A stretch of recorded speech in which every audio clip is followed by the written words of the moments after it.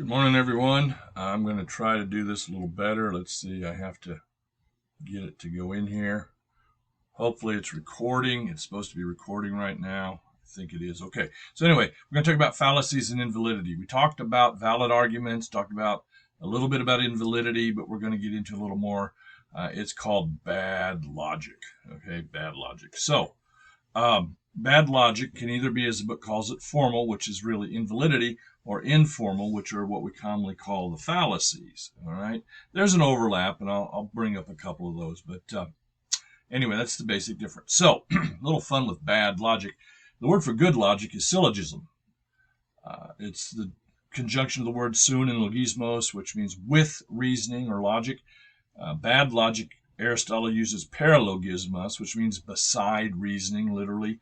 He uses that word for both invalidity and fallacies. And we use that word some, that you don't hear a paralogism much anymore, but that's the technical term. All right. So, invalidity, the first one and the most famous and most used one you'll see is asserting the consequent. It is also undistributed middle in the other way of doing in the categorical form. Here's a good exercise. See if you can figure out why these two are the same thing, and then that might be a good assignment. Anyway, here's what it looks like. If P, then Q, Q, therefore P. Now, this is called the antecedent. This is called the consequent. Antecedent means what comes before. Consequent means what comes after. So we're asserting the consequent, the Q. We're just saying it's there, therefore that implies the P. Not necessarily, okay? Like this. If we go fishing, then the bait store has minnows. In other words, we're not going fishing without minnows. The bait store has minnows, so we went fishing.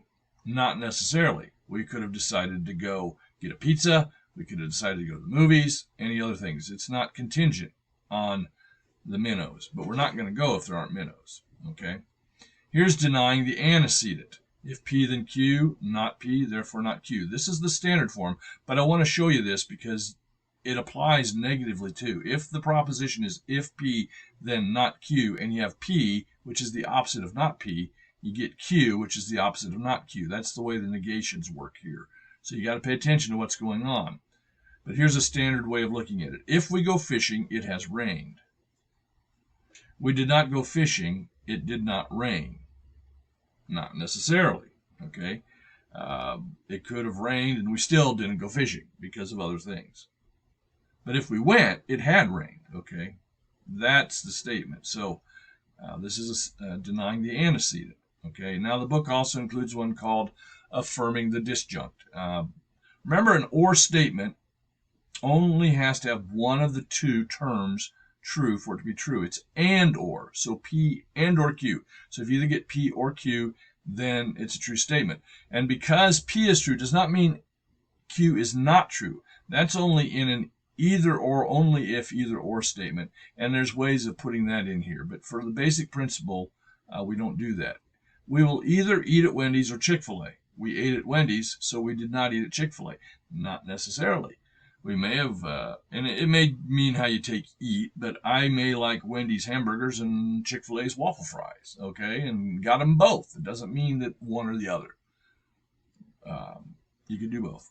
All right, so remember the magic words for validity and invalidity, not necessarily. Validity means necessarily, invalidity means not necessarily when looking at the argument. So we're moving on to fallacies, and here, and this is going to be hard to do with the thing, I'll try it. We're moving on to fallacies, and a classic example is Eowyn and the Nazgul from Lord of the Rings. So let's see if we can get there real quick. Oh, sorry, I probably don't have it set up as well as I need to. We'll start here. Here we go.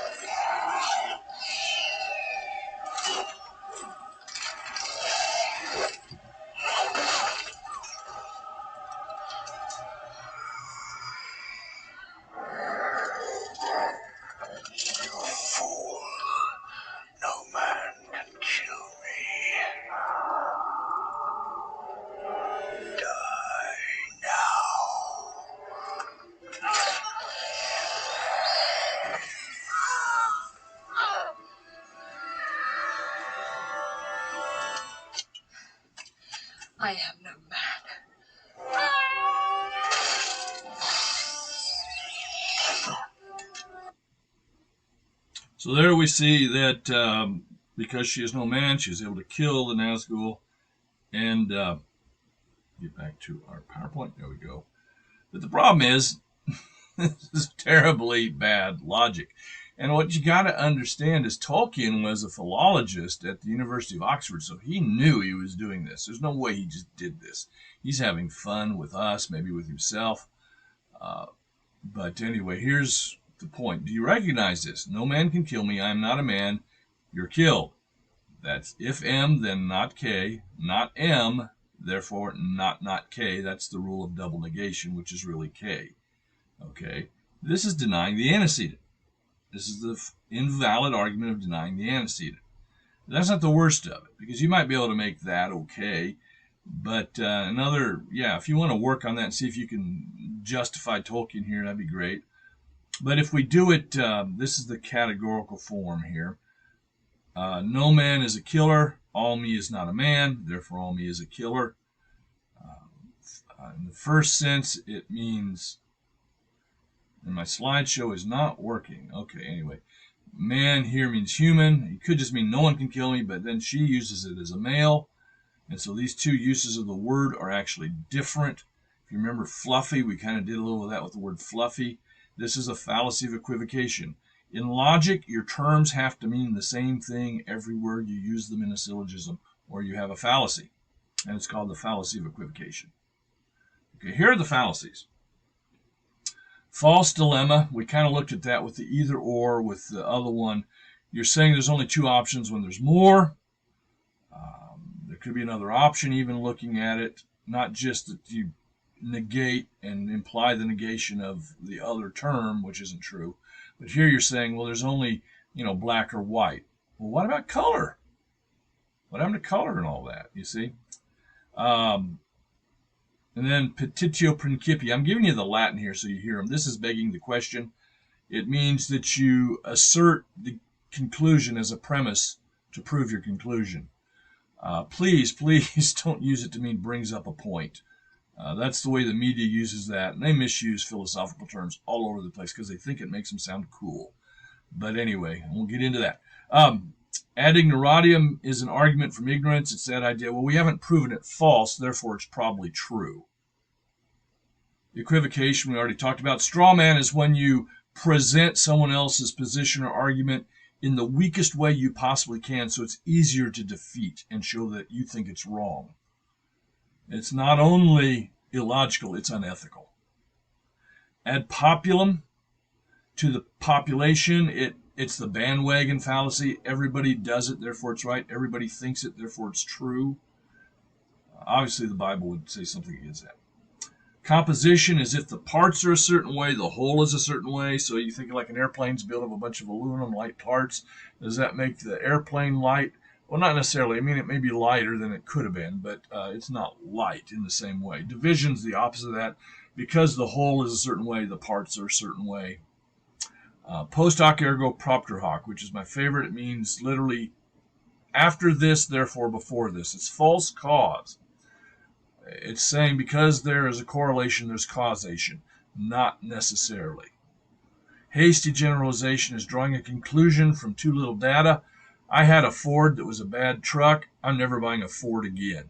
I've only seen one bad example. Therefore, it doesn't mean they're all that way. Buy a sample similar to that. But, like if you're doing a study and you only look at people who agree with the point or disagree with the point, that's why these poll groups have to be very careful to make sure they don't have unbiased samples. Ad hominem means to the man. This is when you argue against a person's reputation or character, to disregard their arguments. C.S. Lewis came up with a more technical way of looking at it called vulvarism.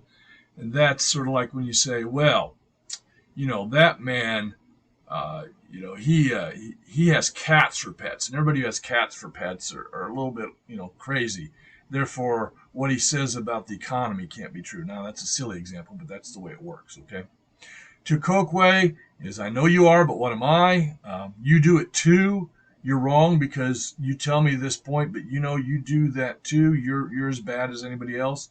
Now, that's not a good thing, but it doesn't have anything to do with the logic of the point. And then two words you need to get familiar with is a priori and a posteriori. A priori just means the thing that comes before. It's sort of like what's assumed or what's known before. A posteriori is what comes after. I see the word post in there again. And that just means it's something that's known afterwards or later. Okay. Generally, these have to do with deduction and induction, but they can be used other ways too. All right, so moving on. The law of non-contradiction, which we hear a lot of. Okay.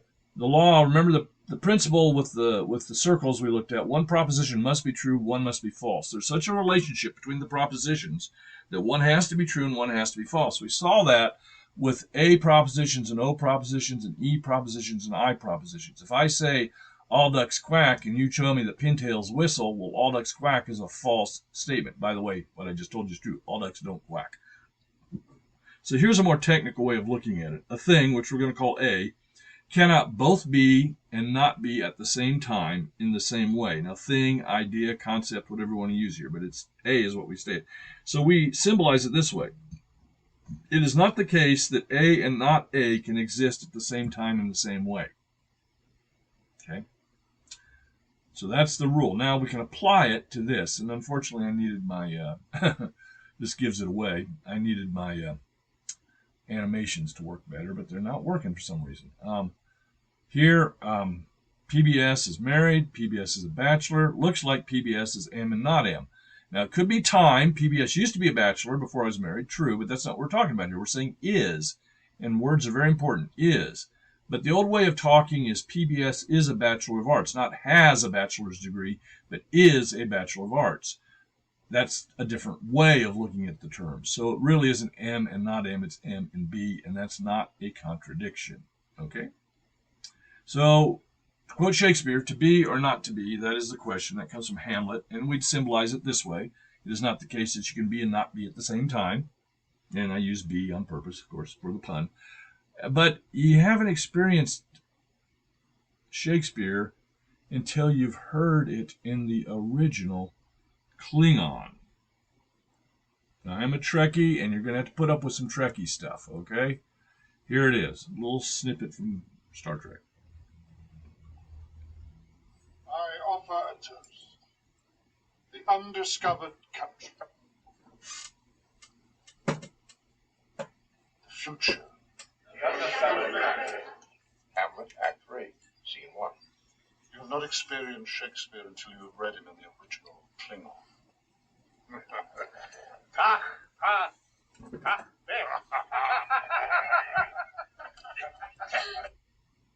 So that last little bit there was to be or not to be, I guess, in Klingon, this right here, okay? So, and the guy who said it, his name's General Kang or in the movie, but you might recognize him as the captain in The Sound for Music. It's Christopher Plummer, the actor. And, you know, he's a classical actor, Shakespearean actor, so they played up on that in the movie quite a lot. But then this became a joke, and this is something that was passing around on social media. It's interesting, that little line from a Star Trek movie became a meme in which you have not really seen the Barbie movie until you've seen it in the original Klingon. And, of course, that's Worf, and they've played it up, and I thought that was hilarious. Anyway, that's just a fun way to end it. If you have any questions, of course, you can contact me anytime. I try to get back to you as quick as I can. All right? Bye-bye.